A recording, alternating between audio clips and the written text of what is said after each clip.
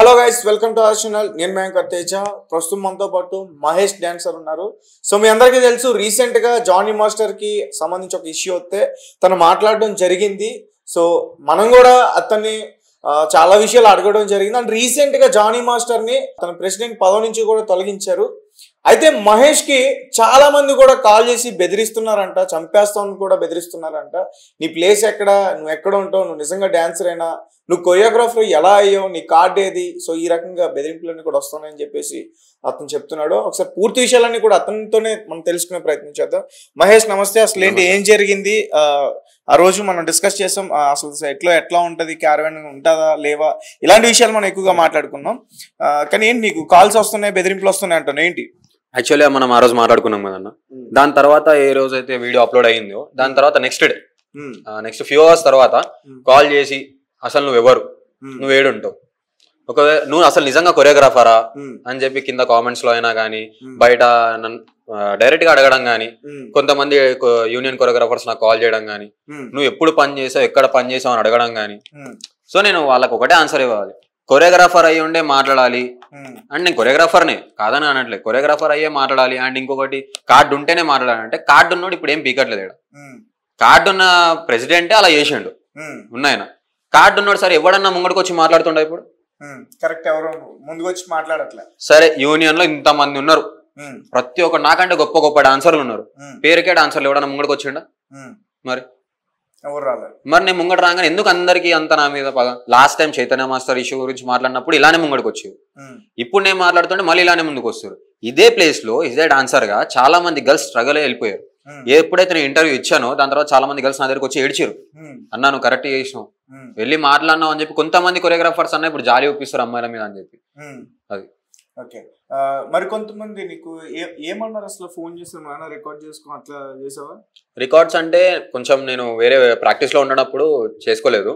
But వాళ్ళు call చేసి ఏమంటున్నారు అంటే, పర్టికులర్ గా ఏమంటున్నారు అంటారన్నా, కాల్ చేసి నువ్వు ఎక్కడ ఉంటావు, ఫస్ట్ ఆఫ్ ఆల్ అది అడుగుతున్నావు, ఎక్కడ ఉంటావు, అండ్ నువ్వు కొరియోగ్రాఫర్ అయినా, ఏ మూవీస్ చేసావు అని, నీకు అసలు సంబంధం ఏంది, అంత పెద్ద మనిషి గురించి మాట్లాడేంత స్థాయి ఉందా నీకు అని చెప్పేసి.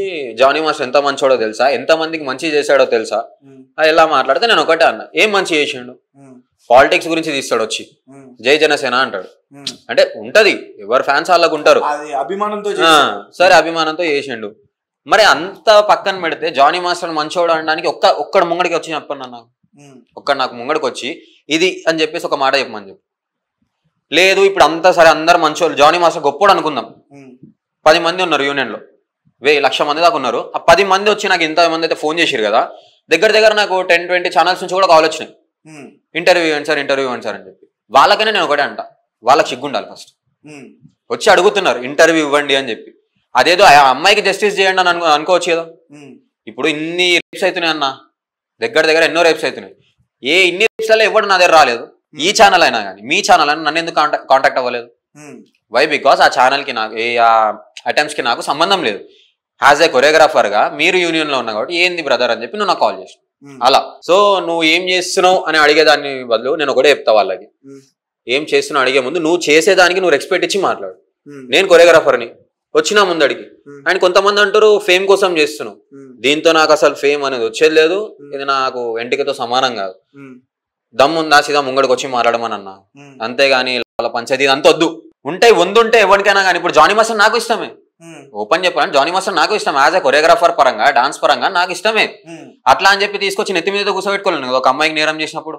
మరి కరెక్ట్. కానీ ఏంటి, నీ దగ్గర కొంతమంది వచ్చి అమ్మాయిలు బాధపడ్డారంట, వాళ్ళు కూడా కొన్ని విషయాలు చెప్తాము, కొంతమంది కొరియోగ్రాఫర్ల పేర్లు కూడా చెప్తాము అని చెప్పి. యాక్చువల్లీ నేను మన ఇంటర్వ్యూ అయిపోయిన తర్వాత వెళ్ళి నేను ఒక చిన్న ప్రాక్టీస్ పెట్టుకున్నా, నాకు కొంచెం వేరే సాంగ్ ఉండడం వల్ల నేను చిన్న ప్రాక్టీస్ పెట్టుకున్నా. సో నా దగ్గర ఒక 10 మెంబర్స్ డాన్సర్స్ వచ్చారు, దాంట్లో ఒక 4 మెంబర్స్ గర్ల్స్ ఉన్నారు, 6 మెంబర్స్ బాయ్స్ ఉన్నారు. ఆ 6 మెంబర్స్ బాయ్స్ కి సిగ్గు లేకుండా వచ్చి నీకు అవసరమా మాస్టర్ అని చెప్పేసి కొంతమంది మాట్లాడితే, ఆ 4 అమ్మాయిలు మాత్రం వాళ్ళకి సంబంధం, నేను యాక్చువల్లీ వాళ్ళు నా సాంగ్ కి రావడం ఫస్ట్ టైం, ఎక్కడి నుంచో తెలియదు, వాళ్ళంతా నేను డాన్సర్స్ అడిగితే నా నంబర్ కనుక్కొని మరి వచ్చి వచ్చి అన్న మీలాగా డేర్ గట్స్ చేసి ఎవరు ముందుకు రాలేదు, ఇంతమంది కొరియోగ్రాఫర్లు ఉన్నారు, ప్రతి ఒక్కడు అమ్మాయిని తప్పుతూ చూపుతూనే చూస్తుంట తప్ప ఎవడు ముంగడికి వచ్చి మాట్లాడలేదు. యూనియన్ అని చెప్పి అందరూ ఎగురుతున్నారు కదన్నా, ఎవడన్నా ముంగడికి వచ్చిండ? ఇప్పుడు మేము ముందడికి వద్దామన్నా భయం అవుతుందన్న, మమ్మల్ని ఏం చేస్తారు అని చెప్పి. నువ్వే అంటున్నావు, ఒక మొగోన్ వయ్యి నీకే ఇంతమంది కాల్ చేసారా నువ్వే అంటున్నావు. ఇప్పుడు నేను ముంగడికి వస్తా, మాకు కూడా ఇట్లా చేసిండని చెప్తా, మమ్మల్ని రానిస్తారా యూనియన్లోకి? నీకంటే నీకు ఏముందో బ్యాక్గ్రౌండ్ నాకు తెలియదు అన్నా, నువ్వు వస్తున్నావు మాట్లాడుతున్నావు, కానీ మేము వస్తే మమ్మల్ని బతకనిస్తారా అని చెప్పి దగ్గర 1 hour ఏడ్చాను.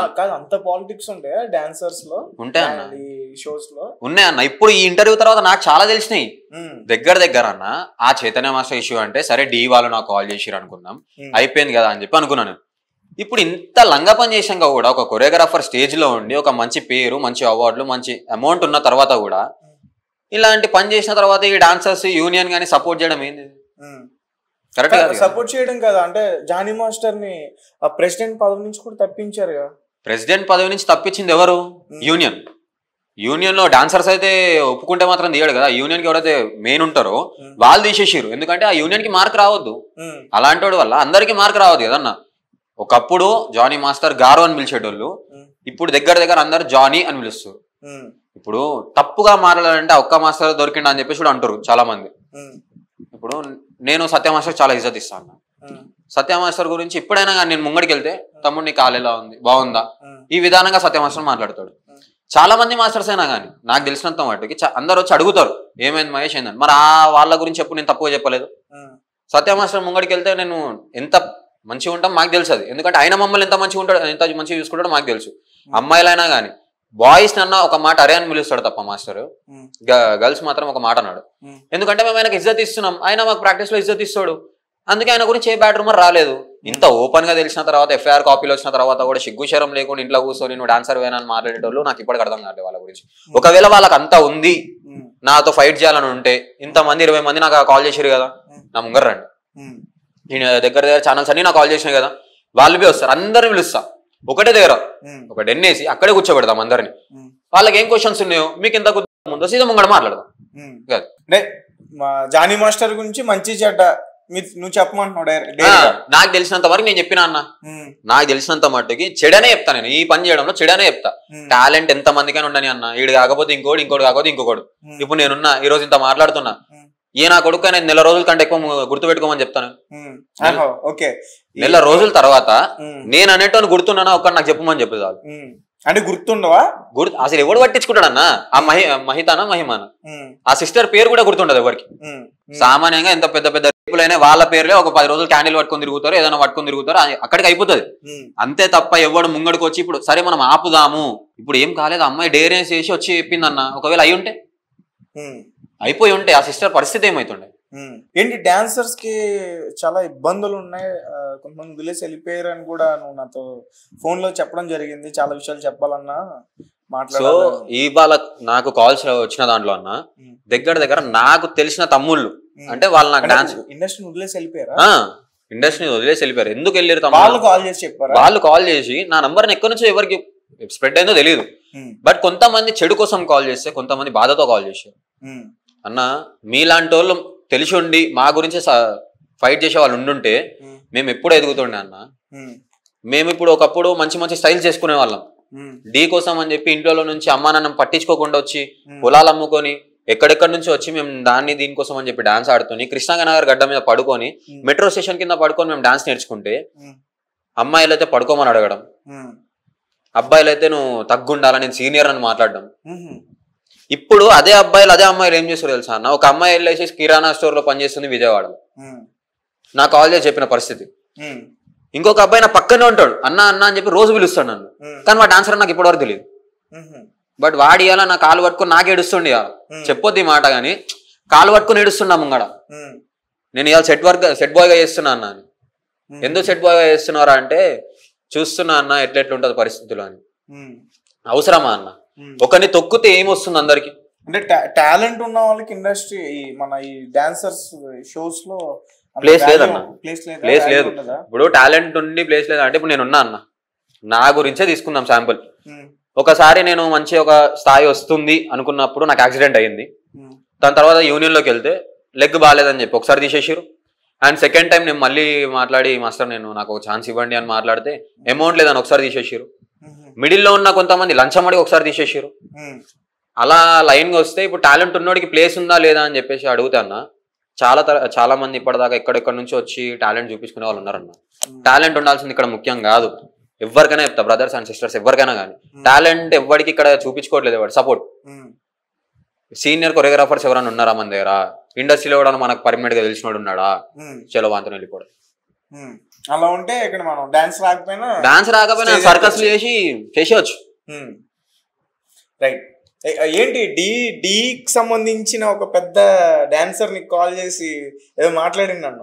డీకి సంబంధించి నేను ఒక పర్సన్ నాకు కాల్ చేసిన, పేరు వద్దులే అన్న, కానీ కాల్ చేసి నువ్వు అమ్మాయిల గురించి మాట్లాడి అండ్ డీ గురించి నువ్వు డీలో ఇలాంటివి జరగవని చెప్పావు కదా, థ్యాంక్ యూ సో మచ్. అసలు డీ గురించి నువ్వు అంత మంచి చెప్తావు అనుకోలేదు నేను, కానీ చాలా మంచిగా చెప్పావు. చెప్తాం అనుకోవడమే డీ మంచిది కదా అంటే ఆయన అలా అంటుండు. మన ఆయన చెప్పే ఉద్దేశంలో ఎలా ఉందో తెలియదు, బట్ ఆయన అలా అంటుండు. నేను అన్నా ఈ ఒక్క అమ్మాయి విషయం కాదు, ఇక్కడ నేను ఇండస్ట్రీ పర్సన్ అన్న, నేను ఒక పెద్ద లెవెల్లో ఉండి పెద్ద పెద్ద మూవీస్ కి కొరియోగ్రఫీ చేయాల్సిన అవసరం నాకు లేదు.